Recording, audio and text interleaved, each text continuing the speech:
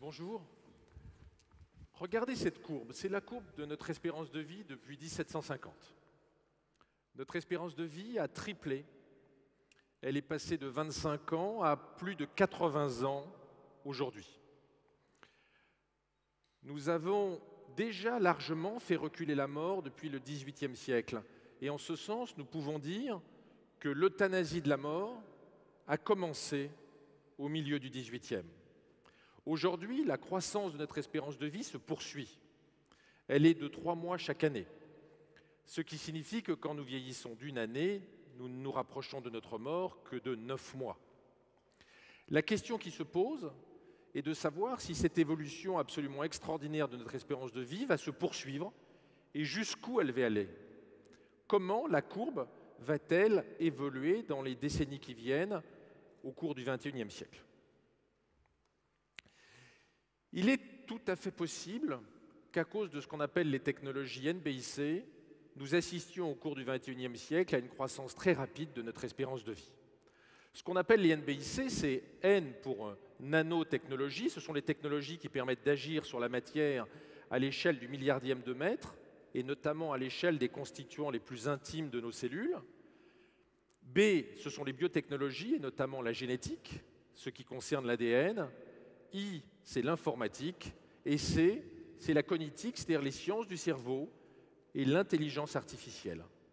Les technologies NBIC sont en train d'émerger et vont révolutionner l'industrie, mais également révolutionner le système de santé.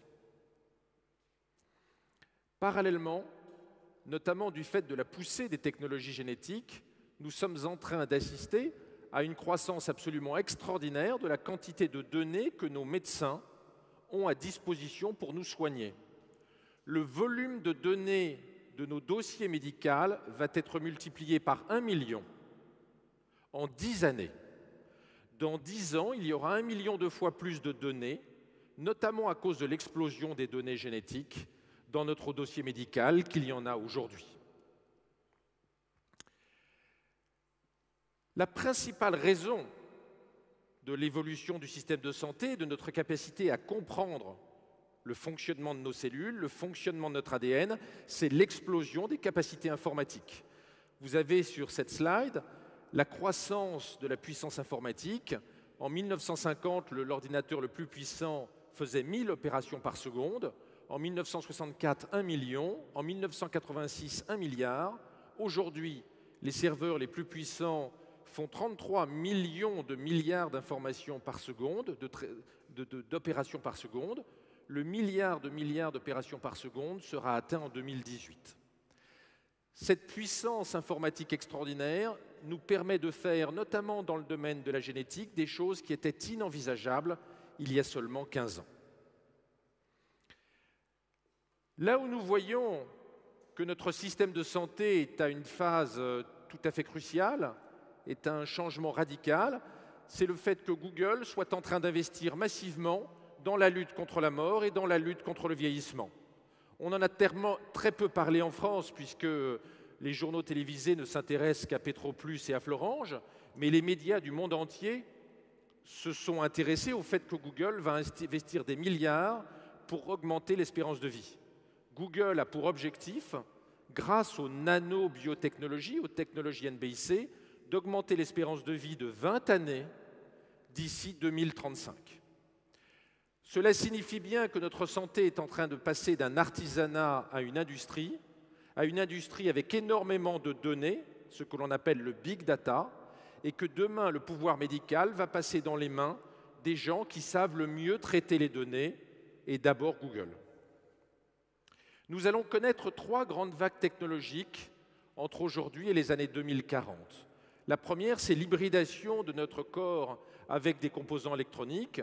Cela a commencé avec les pacemakers, puis avec les implants cochléaires, avec les implants cérébraux dans la maladie de Parkinson et dans un certain nombre de dégénérescences, et puis maintenant dans la dégénérescence rétinienne avec les premiers implants rétiniens. C'est ce que vous voyez en rouge à droite. La deuxième vague technologique, c'est ce qu'on appelle l'ingénierie du vivant. Nous allons, grâce à une puissance de calcul chaque année augmentée et grâce aux technologies NBIC, être capables de modifier le fonctionnement de notre ADN, de modifier le fonctionnement de notre cellule. L'ingénierie du vivant comporte 3 facettes. La première, c'est l'ingénierie génétique. C'est de modifier l'ADN grâce à des enzymes qu'on appelle les talènes, les nucléases, et qui sont capables de changer un morceau de notre ADN quand il y a une mutation qui est délétère, qui entraîne des effets secondaires médicaux défavorables. La deuxième, c'est l'ingénierie cellulaire, c'est ce qu'on appelle les cellules souches, pour régénérer nos tissus. Et puis le troisième élément, c'est l'ingénierie tissulaire, qui est de fabriquer des nouveaux organes à partir de matrices de polymères et de cellules souches.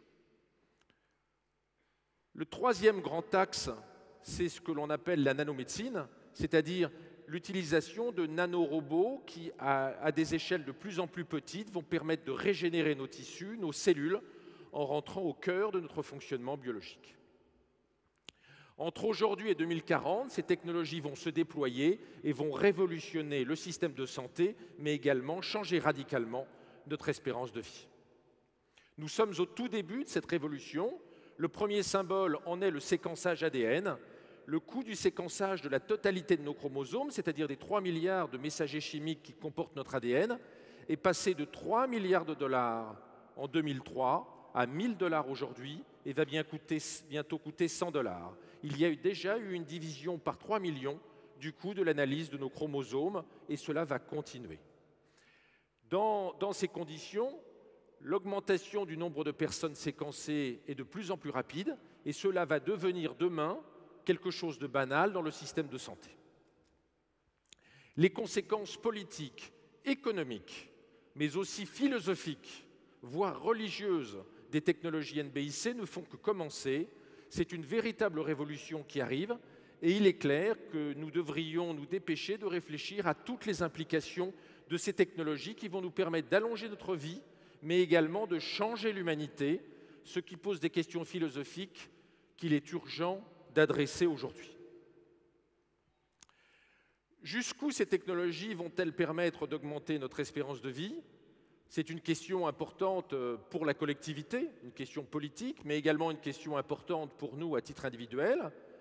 Il est clair aujourd'hui que quelqu'un qui naît en 2013 aura 90 ans en 2103, au début du XXIe siècle, et il est probable que les enfants qui naissent aujourd'hui auront donc à leur disposition des technologies absolument incroyables au début du XXIe siècle et disposeront probablement d'une espérance de vie déjà rallongée, peut-être 150, 180 ans, et atteindront probablement les années 2200. Ainsi, il est tout à fait possible que les gens qui naissent aujourd'hui aient une espérance de vie de plusieurs siècles, non pas grâce à la technologie de 2013 et de 2014, mais grâce à la technologie de 2020, de 2030, de 2050, de 2100 et d'au-delà. Est-il envisageable que cela conduise à un recul accéléré de la mort? Est-il envisageable que la mort de la mort soit proche? C'est la thèse que défend beaucoup de scientifiques aux États-Unis. Cela fait régulièrement la couverture des grands news magazines comme Time récemment.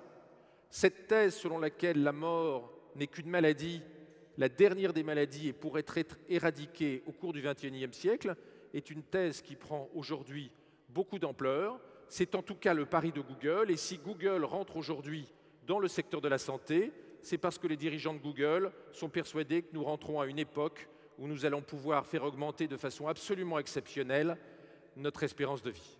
Je vous remercie. Si vous me permettez, je vous pose une question. Vous me permettez que je pose une question? Oui. Laurent Alexandre, je voulais vous... Quand on a imaginé le titre de cette séquence sur la santé, nous avons écrit, pour des raisons de sonorité, de référence littéraire, 100 ans de santé sûre, en jouant sur les mots. Bon. Mais 100 ans, on était très en dessous de ce que vous voulez annoncer. Alors, il y a une question qui se pose. Moi, je suis professeur de sciences politiques. Et quand on vous écoute, on se dit, mais comment on fait avec le stock des vivants qui augmente? Alors, en réalité, quand on regarde la démographie mondiale, on se rend compte que quand l'espérance de vie croît, les gens font de moins en moins d'enfants. Prenez l'Allemagne, prenez l'Italie, prenez l'Espagne, prenez la plupart des pays européens, le nombre d'enfants par femme tombe en dessous de 2. Dès lors que l'espérance de vie dépasse 80 ans, les gens font moins de 2 enfants par couple. Et la population est en train de baisser très rapidement dans des pays comme l'Allemagne. Donc, avec l'augmentation de l'espérance de vie, il est tout à fait possible qu'en fait la population diminue, contrairement à ce que nous pouvons envisager, car les gens font des enfants pour oublier qu'ils vont mourir.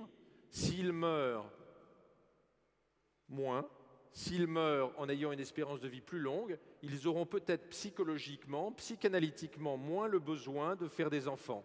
En tout cas, nous sommes déjà dans une période où la plupart des pays développés ont une fécondité inférieure à 2 enfants par femme et où la population a commencé à diminuer. Donc je ne suis pas du tout persuadé que les grandes peurs malthusiennes soient à l'ordre du jour.